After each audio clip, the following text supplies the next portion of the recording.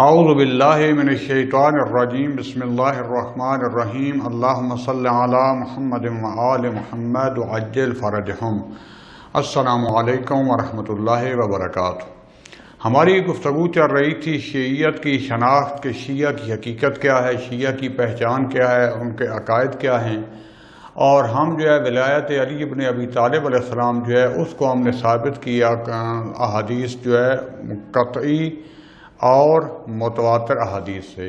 اس کے باوجود کیونکہ ہمارا یہاں موضوع میں بار بار عرض کر رہا ہوں مناظرہ یا کسی کی توہین یا تنقیص نہیں ہے، لیکن جب ہم یہ بیان کرتے ہیں تو بعض شبہات ہیں جو ہمارے برادران کی طرف سے جو اس نظریے کے حامی نہیں ہیں وہ بیان کیے جاتے ہیں۔ کچھ شبہات کا جواب میں نے دیا۔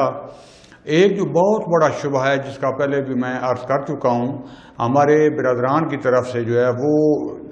جو اس علی ابن ابی طالب علیہ السلام کے خلیفہ بلا فصل ہونے کے وہ اس کے حامی نہیں ہیں، تو وہ کہتے ہیں کہ اگر آپ کے نظریے یعنی ہمارا شیعہ کا نظریہ مان لیا جائے، یعنی حضرت علی ابن ابی طالب علیہ السلام کی خلافت بلا فصل اور امامت کو مان لیا جائے تو اس سے لازم آتا ہے کہ اکثریت جو تھی اس وقت کے مسلمانوں کی، آیا انہوں نے خطا کی یا انہوں نے جان بوجھ کر وہ اس کی مخالفت کی، تو اس سے پھر ثابت ہوتا ہے کہ اکثریت وہ نعوذ باللہ وہ مخالف ہو گئی اور انہوں نے حضرت علیہ السلام کو چھوڑ دیا، اور اس طرح کے شبہات بیان کرتے ہیں۔ اور وہ کہتے ہیں کہ اکثریت شروع سے ہی وہ سنی مذہب تھی، یعنی سنی مذہب کے نظریہ کے مطابق تھی، اور اکثریت صحابہ انہوں نے خلیفہ جناب حضرت ابو بکر ان کی بیعت کی، اور اس کے بعد جناب عمر اور عثمان کی، اور پھر حضرت علی علیہ السلام کی، جبکہ اکثریت نے وہ حضرت علی علیہ السلام کا ساتھ نہ دیا، ان کی بیعت نہ دی، ان کو پہلا خلیفہ نہ بنایا۔ تو کہتے ہیں اس سے تو پھر ثابت ہوتا ہے کہ اکثر یہ جو شیعہ کی احادیث ہیں وہ جعلی ہیں، جو کہ بعد میں کھڑی گئی ہیں، اور ممکن نہیں ہے کہ مثلا سارے کے سارے یا اکثریت جو مثلا مسلمان تھے اس وقت کے رسول خدا صلی اللہ علیہ وسلم کے بعد، وہ رسول خدا صلی اللہ علیہ وسلم کا وہ فرمان خم غدیر کا یا وہ روایات ہم نے پیش کی ہیں اس کے مخالف چلے جائیں۔ تو وہ یہی سوال دہراتے ہیں کہ آیا ممکن ہے کہ یہ روایات جو حضرت علی علیہ السلام کے بارے میں آئی ہیں اور بیان ہوئی ہیں یہ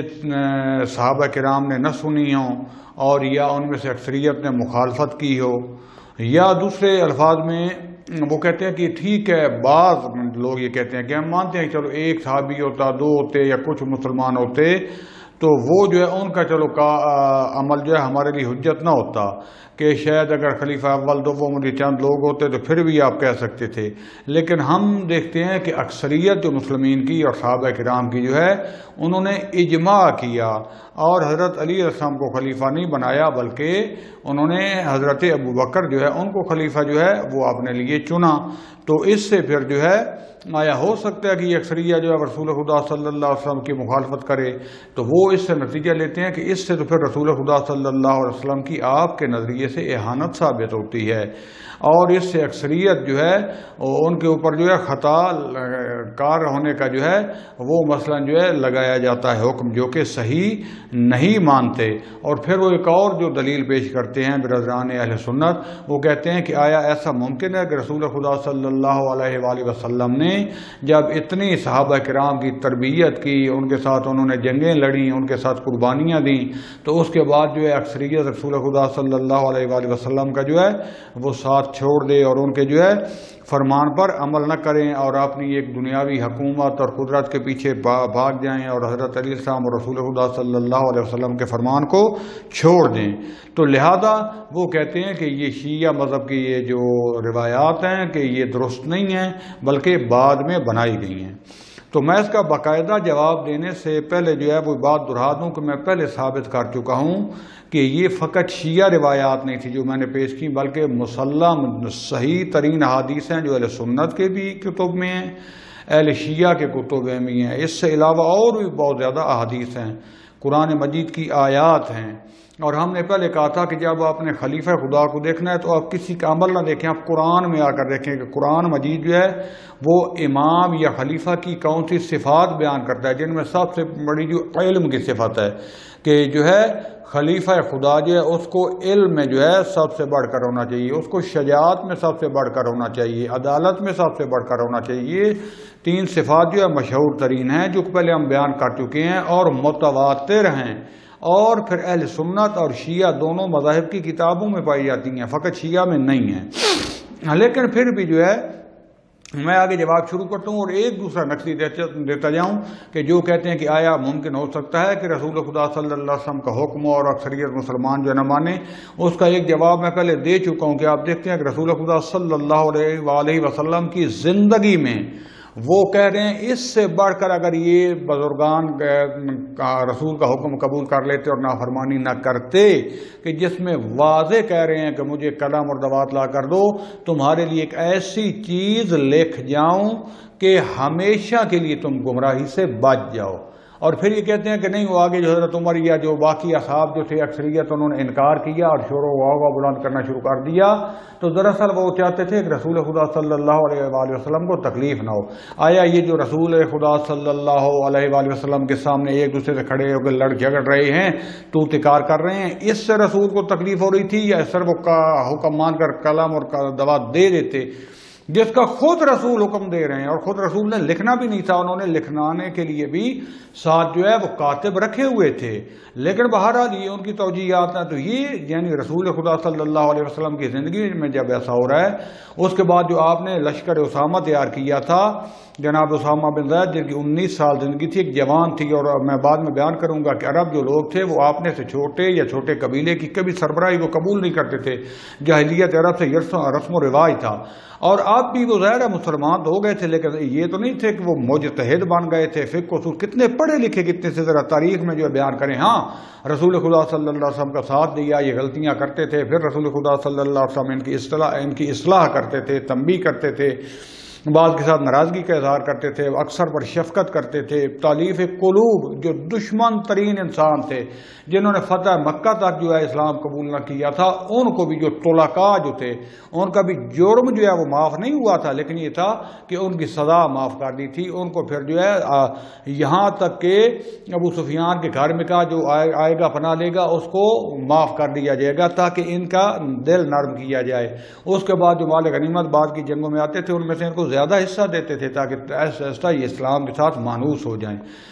لیکن جو ہے انہوں نے مجبوری سے جو ہے اسلام قبول کیا۔ کتنے کے پڑھ لکھ گئے تھے، کتنا کہ انہوں نے اجتہاد کیا تھا، کتنے یہ پڑھے لکھے تھے۔ تو بہرحال ایک آدھے میں جو ہے پورے مسلمانوں میں جائیں تو شاید 100 میں تعداد نہیں بنتی۔ ہاں قرآن حفظ کیا ہوا تھا، آیات آتی تھی، رسول خدا صلی اللہ علیہ وسلم کی احادیث آج بھی دیکھ لیں، ان صحابہ کرام سے جو نہیں نظر آئی ہے میں بعد میں بیان کرتا ہوں کہ ان میں کتنا اختلاف ہے۔ تو لہٰذا اسامہ کا لشکر جب بھیجا تاکید کرتے رہے، کتنوں نے اعتراض کیا، جناب صحابہ کرام جو تھے انہی میں سے لوگوں نے، یہ جو مسلمین تھے انہوں نے اعتراض کیا کہ جوان کو ہمارے اوپر بنا دیا گیا ہے، اور رسول خدا صلی اللہ علیہ وآلہ وسلم آخری وقت تک تاکید کرتے رہے۔ بیماری کی حالت میں دو حضرت علی السلام اور جناب ابن عباس کے کندھوں پر جو ہے بازو رکھ کے جو ہے بڑی مشکل سے باہر آئے، اور کئی بار تاکید کی کہ جلدی سے اس میں لشکر میں شامل ہو جاؤ اور نکل جاؤ جنگ کے لیے، لیکن مسلمان جو ہے وہ سستی کا جو ہے کرتے رہے، صاحب نے حکم نہیں مانا۔ تو لہذا یہ اکثریت والی بات جو ہے قرآن مجید میں اگر دیکھیں، خود آپ دیکھیں کہ اکثرہم، خدا کیا کہتا ہے، لا یعقلون، اکثرہم لا یعلمون۔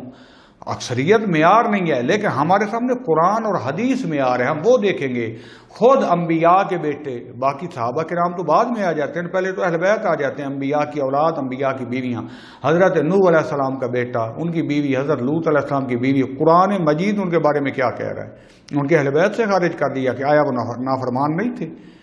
یہ قرآن کا اصول ہے، اللہ کا اصول ہے کہ جو قرآن کے مطابق، رسول کے حکم کے مطابق چلے گا وہی جو ہے وہ قابل اتباع ہوگا، ورنہ ایسا نہیں ہے کہ ہم شخصیت کو پہلے دیکھیں اور حکم کی تعمیل کریں، نہیں، پہلے قرآن اور شخصیت کا،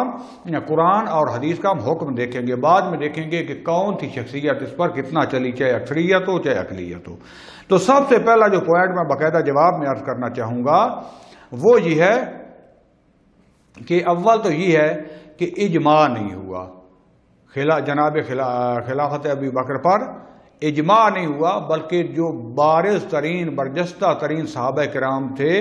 رضی اللہ تعالی عنہم جو ہے انہوں نے اس کی مخالفت کی۔ بزرگان جو تھے رسول خدا صلی اللہ علیہ وسلم کے ساتھ رہنے والے، جن میں خود حضرت علی علیہ السلام تھے، جن میں خود حضرت ابن عباس تھے، جس میں جناب سلیمان فارسی تھے، جناب ابو ذر غفاری تھے، جس میں جو ہے جناب مقداد اور جناب بلال، جناب حذیفہ، جناب زبیر ابن الطحیان، جناب عمار یاسر اور کافی تعداد تھی جو آخری دام تک جو مخالفت کرتے رہے، لیکن جب بعد میں دیکھا کہ کوئی رائے حل نہیں، مسلمانوں میں تفرقہ نہ پڑے تو خاموش ہو گئے۔ صاحب نے مخالفت کی، نہ فقط مخالفت کی، ان سے مشورہ ہی نہیں کیا گیا۔ اور جو کچھ ثقیفہ میں ہوا وہ آپ دیکھتے ہیں کہ جو ہے رسول خدا صلی اللہ علیہ وسلم کا جو ہے غسل و کفن ہو رہا تھا، اور جو ہے ادھر جو ہے انہوں نے ثقیفہ میں جا کر، جب کہ اللہ نے حکم دیا ہوا تھا اسامہ بن زید کے لشکر میں جاؤ اور نکل جاؤ، یہ جو ہے پہلے تلوار لے کے ایک بزرگوار کھڑے ہو گیا کہ جس نے کہا رسول خدا صلی اللہ علیہ وسلم فوت ہو گئے ہیں، دنیا سے چلے گئے ہیں، تو میں اس کی گردن اڑا دوں گا۔ جب خلیفہ حضرت ابو بکر آ گئے، انہوں نے کہا نہیں، اب صاحب نے قرآن مجید کی انہوں نے آیت پڑھی اور کہا کہ صاحب نے خدا کی طرف جانا ہے، اس پر خاموش ہو کر یہیں سے سیدھا جو ہے وہ ثقیفہ میں چلے گئے۔ اور اس کے بعد کیا ہوا؟ وہ ہوا ان چند لوگوں نے بیٹھ کر بیعت کر دی۔ بعد میں کیا ہوا؟ دوسرا پوائنٹ جو ہے کہ بعد میں جو ہے شمشیر اور نیزہ کے زور سے زبردستی بیعت اکثریت سے لی گئی۔ جو نہیں کرتا تھا اس کی مار دھاڑ ہوتی تھی۔ اس کے جو ہے آپ خود جو ہے صحاح اور مسانید اہل سنت جو ہیں اور کتب تاریخ جو ہیں آپ ان کا مطالعہ کریں، خود خدا کا خوف کریں، شیعہ سنی کو چھوڑ کر حقیقت کا مطالعہ کریں۔ الامامہ والسیاسہ ابن قتیبہ دنوری جو ہے ان کی کتاب پڑھ لیں، تاریخ طبری پڑھ لیں، اور ہر تاریخ کی کتاب رکھے کیا کچھ ہوا اس میں جو ہے۔ خود جو ہے خلیفہ دوم جناب حضرت عمر جو ہے وہ فرماتے ہیں، صحیح بخاری کی جلد جو میرے پاس ہے، مختلف اس کی چاپیں ہیں، جو ہے کسی کی ایک ہی جلد میں ہے، کسی کی 10 جلدیں ہیں، کسی کی 12، جو میرے پاس جو ہے وہ صحیح بخاری جلد نمبر 10 صفحہ 290 پر، اور مسند احمد حنبل جلد 1 صفحہ 453 پر۔ خلیفہ دوم فرماتے ہیں کہ جب حضرت محمد مصطفیٰ صلی اللہ علیہ وسلم جو ہے ان کی رحلت ہو گئی تو انصار جو ہے وہ ثقیفہ بنی سعدہ میں جمع ہو گئے تاکہ اپنے میں سے کسی کو امیر بنائیں، کیونکہ انصار سمجھتے تھے جبکہ جناب ابن سعد نے جو ہے جناب معذرت چاہتا ہوں سعد ابن عبادہ، انہوں نے بعد میں کہا بھی تھا کہ میں اپنے قبیلے سے بیعت لے رہا تھا حضرت علی علیہ السلام کے لیے۔ بہرحال یہ جو فرماتے ہیں، میں اس میں چیز اور ایڈ نہ کروں، کہتے ہیں کہ وہ اکٹھے ہو گئے کہ اپنے میں سے کسی کو امیر معرفی کریں اور اس کی امیر بنائیں اور اس کی کیا کریں، بیعت کریں۔ تو یہ فرماتے ہیں خلیفہ دوم کہ میں اور ابو بکر اور ابو عبیدہ جراح، یہ بھی صحابی تھے، ہم ثقیفہ میں گئے اور ہم نے کہا کہ امیر جو ہے وہ قریش میں ہو، قریش آپ کو قبول نہیں کریں گے۔ تو جب اختلاف ہوا تو بہت زیادہ سر و صدا ہوئی، شور و غل ہوا، اور مسلمان ہاتھا پائی تک نوبت جا پہنچی، یہاں تک کہ سعد ابن عبادہ جو ہیں صحابی انصاری بزرگ، وہ مریض تھے، پیشنٹ تھے، وہ ایک کونے میں وہی ثقیفہ یعنی وہ جو جیسے بنی ہوتی ہے چھپری سی جس کے نیچے بیٹھتے ہیں، تو وہ اس میں لیٹے ہوئے تھے اپنی جب مسند پر جیسے چارپائی ٹائپ انہوں نے کوئی بنایا ہوا تھا، تو اس کا اتنا جو ہے مثلاً وہ دھینگا مشتی ہوئی آپس میں کہ وہ ان کے نیچے لتاڑے جانے لگے اور وہ بیچارے نیچے گر گئے، اور لوگوں نے کہا کہ میں نے جلدی میں نے حضرت ابو بکر کی بیعت کر لی۔ یہ جو ہے یہ صحیح بخاری اور مسند احمد بن حنبل جو ہے اس میں آپ خود دیکھ لیں، باقی تاریخ کی کتابوں میں دیکھ لیں۔ تو بس جو ہے اس طریقے سے جو ہے جناب یعقوبی جو ہیں، ابن ابی الحدید جو ہیں، ابن قتیبہ دنوری جو ہیں، انہوں نے بھی سارے ماجرا کو، اس سٹوری کو نقل کیا ہے کہ اہل بیت علیہ السلام جو تھے وہ غسل و کفن دے رہے تھے، وہ ادھر مصروف تھے۔ اتنا بڑا دنیا میں کوئی جان دل خراش حادثہ ہو ہی نہیں سکتا کہ رحمت للعالمین وہ تو وفات پا گئے ہیں، دنیا سے جا رہے ہیں۔ اہل بیت کرام جو ہیں اور قریبی ترین ان کے صحابہ وہ غسل و کفن میں جو اور انتظامات میں مشغول ہیں، اور یہ جو ہے ادھر جا کے لڑائی جھگڑا کر رہے ہیں کہ میری بیعت ہوگی اور اس کی بیعت ہوگی۔ اور اس لیے ہمارے برادران اہل سنت جو ہیں وہ کہتے ہیں کہ بیعت اتنی زیادہ ضروری ہے کہ ہر کام سے کہ صحابہ نے یہ کیا کہ حتیٰ رسول خدا صلی اللہ علیہ وسلم کا غسل و کفن دفن چھوڑ کر وہ اتنا ضروری تھا کہ مسلمان ایک دن کے لیے بھی جو ہے وہ بغیر خلیفہ کے نہ رہیں، لہذا فوری انہوں نے بیعت کا اور خلافت کا انتظام کیا۔ تو یہاں پر ہم اعتراض کرتے ہیں کہ رسول خدا صلی اللہ علیہ وآلہ وسلم جو تھے ان کو نعوذ باللہ اتنا خیال نہیں تھا کہ میرے بعد امت کا کیا ہوگا، جتنا کہ جناب خلیفہ اول اور جناب دوم پر سے ایک سوال ہے، اگر جو ہے جس کو گستاخی نہ سمجھیں تو جناب خلیفہ اول جو ہیں وہ دنیا سے جا رہے ہیں تو فوری آپ نے بعد بغیر کسی کے مشورے اور بیعت کے خلیفہ سوم کو بنا کے جا رہے ہیں، دوم کو خلیفہ دوم جو ہیں وہ آپ نے بعد ایک 6 رکنی کمیٹی بنا کے جا رہے ہیں، جبکہ رسول خدا صلی اللہ علیہ وآلہ وسلم جو پورا دین لے کر آئے ان کو اتنا بھی پتہ نہیں تھا کہ نعوذ باللہ کہ میرے بعد جو ہے فساد برپا ہوگا، لڑائی ہوگی، میں کسی کو بنا کے جاؤں۔ حتیٰ انتخاب کے ذریعے رسول خدا بنا دیتے کہ میرے سامنے انتخاب کرو کس کو چاہتے ہو، اگر انتخاب بھی ضروری تھا، یعنی انہوں نے کوئی بات ہی نہیں کی۔ بہرحال کیا ہوا اس کے بعد جو ہے جو آ کے کہتے تھے بیعت ہو گئی نہ کرے اس کو تلوار کاٹ رہا ہو، مثلا پورا گروپ بن گیا تھا، پہلے سے ان کی تیار تھی، یہاں تک کہ خود دختر پیغمبر صلی اللہ علیہ وآلہ وسلم کیا حشر ہوا، جناب زبیر تلوار لے کے اٹھے، ان کی تلوار توڑی گئی، جو ہے جناب سیدہ کا دروازہ جلایا گیا، ان کی پسلیاں ٹوٹیں، حضرت علی السلام کے گلے میں رسی ڈالی گئی۔ کیا کوئی بنی ہاشم کے ساتھ جو ہے مخصوصاً حضرت علی علیہ السلام جو ہے ان کے ساتھ سلام کو نہیں لیتے تھے، سلام کا جواب کو نہیں دیتا تھا؟ پڑھیں انہی اہل سنت برادران کی کتابوں میں پڑھیں تو یہ جو ہے قرآن مجید اگر اس کے مقابلے میں کرنے کے پہلے جو ہے وہ کیا کچھ جو ہے ان لوگوں نے کیا، تو روایات متواتر سے جب ثابت ہو رہا ہے، قرآن سے ثابت ہو رہا ہے کہ حضرت علی علیہ السلام جو ہر حوالے سے ان سے افضل تھے، ہر حوالے سے عالم تھے، تو اس کے بعد جو ہے پھر زبردستی جو بیعت کرا دی گیا۔ پھر آج کیا ہوتا ہے، کو لڑائی کر خاموش ہو جاتے ہیں۔ آج کی حکومتیں کیا کر رہے ہیں، جب حکومت لینے پہ آتے ہیں جس کا زور زیادہ ہو جاتا ہے، لوگ اپنے مفادات کو دیکھتے ہیں ادھر ہو جاتے ہیں۔ تو ایسا آیا ممکن نہیں ہے، کیونکہ خود اہل سنت برادران جو ہے وہ معصوم تو نہیں مانتے، حتیٰ وہ اہل بیت کو بھی معصوم نہیں مانتے، فقط جو ہے اگرچہ بعض اہل سنت جو ہیں وہ جو ہے محفوظ عن الخطا سمجھتے ہیں، لیکن صحابہ کو تو وہ جو ہے محفوظ عن الخطا بھی نہیں سمجھتے، فقط عادل سمجھتے ہیں، جبکہ ہم پہلے ثابت کر چکے کہ تمام کے تمام عادل نہیں ہیں، بلکہ جو عدالت کی جو ہے قرآن مجید کا حکم یہ ہے، ہم نہیں کہہ رہے، قرآن مجید کہہ رہے کہ تمام کے تمام عادل نہیں۔ خود جو ہے میں نے آپ کے سامنے جو ہے جناب مودودی کی خلافت ملوکیت پڑھی، اور بھی ان کی کتابیں پڑھ لیں، تاریخ پڑھیں کہ جن مسلمانوں نے ایسے ایسے جرم کیے، کوئی شراب پی کے پکڑا گیا، کوئی جو ہے کسی پر زنا کی حد جاری ہوئی، کسی نے جو رسول خدا صلی اللہ علیہ وسلم کی بیویوں پر جو ہے وہ تہمت لگائی، کوئی اور کہ آیا یہ عادل ہو سکتے ہیں، جن کے بارے میں جو ہے قرآن مجید کی آیت نازل ہوئی کہ جب کوئی فاسق خبر لے کر آئے تو فتبینوا، تو اس کو کیا کرو، تحقیق کر لیا کرو کون صحابی تھا، وہ کون وہ مسلمان تھا جو غلط خبر لے کر آیا، جس نے رسول خدا صلی اللہ علیہ وسلم کے ساتھ جھوٹ بولا۔ لیکن یہ ہے کہ رسول خدا صلی اللہ علیہ وسلم معاف کر دیتے تھے، تربیت کر رہے تھے۔ بہرحال تو یہ ہوا کہ اکثر جب تلوار کا زور آ جائے، نیزے کا، تو بعد میں انسان کیا کرے، مجبوری بن جاتی ہے، خاموش ہونا پڑتا ہے۔ تو لہذا یہ کام تھے جس کی وجہ سے اکثریت ادھر ہو گئی۔ اس کے بعد جو تھا کہ خود جو اس وقت کے مسلمان تھے ان کے جو ہے مانوی مراتب جو ہے وہ کتنے تھے، کتنے جو ہے وہ اس حوالے سے بلند درجات پر تھے، مختلف درجے تھے، بعض بہت اعلیٰ درجات پر فائز تھے، بعض جو تھے جب جو جنگوں میں رسول خدا صلی اللہ علیہ وسلم کو اکثریت چھوڑ کے بھاگ جاتی تھی۔ جنگ احد میں اگر آپ دیکھیں خود خداوند فرما رہا ہے بسم اللہ الرحمن الرحیم اذ تصعدون ولا تلوون على احد والرسول يدعوكم في اخراكم، کہ یاد کرو جب تو پہاڑوں سے چڑھ رہے تھے، آنکھوں سے بھی اوجھل ہو رہے تھے اور کوئی بھی پیچھے مڑ کر نہیں دیکھ رہا تھا، جب کہ رسول خدا صلی اللہ علیہ وسلم تم کو پیچھے تو بلا رہے تھے، پکار رہے تھے، تم پیچھے نہیں آ رہے تھے۔ اور جنگ تبوک میں بھی کیا ہوا، سارے چھوڑ کر بھاگ گئے، اور اسی جنگ احد میں جناب خلیفہ اول اور دوم جو ہیں یہ ان بھاگنے والوں میں شامل تھے۔ یہ کوئی حسد نہیں ہے، کوئی تہمت نہیں ہے، خود اہل سنت جو ہیں ان کی کتابوں میں برادران کی دیکھ لیں۔ تو اس طرح جناب خلیفہ سوم جو ہیں تو وہ تو تیسرے دن جو ہے مدینہ پلٹ کر آئے، مدینہ سے اتنا چلے گئے تھے، کتابوں میں لکھا پڑا ہے، ہم کوئی توہین کے قائل نہیں ہیں، کوئی تہمت نہیں لگاتے ہیں۔ اور اس طریقے سے جو ہے باقی جو ہے مسلمین تھے ان کے ساتھ بھی یہی واقعات پیش آئے تو اب بعض جنگوں میں صرف جو ہے جیسے جنگ تبوک میں، جنگ احد میں 10 سے 15 بندے رسول خدا صلی اللہ علیہ وآلہ وسلم کے پاس رہ جاتے تھے، باقی بھاگ جاتے تھے۔ تو آیا یہ جو رسول کی زندگی میں اکثریت بھاگ رہی ہے چھوڑ کے، یہ بعد میں کچھ نہیں کر سکتے، انسان ہی تھے، ہماری اور آپ کی طرح کے انسان تھے، صرف ان کو شرف یہ تھا کہ رسول خدا صلی اللہ علیہ وسلم کی ساتھ انہوں نے زندگی گزاری اور ہم ان کا احترام کرتے ہیں، جو بھی صحابہ کرام ان کا احترام کرتے ہیں، لیکن اپنے اس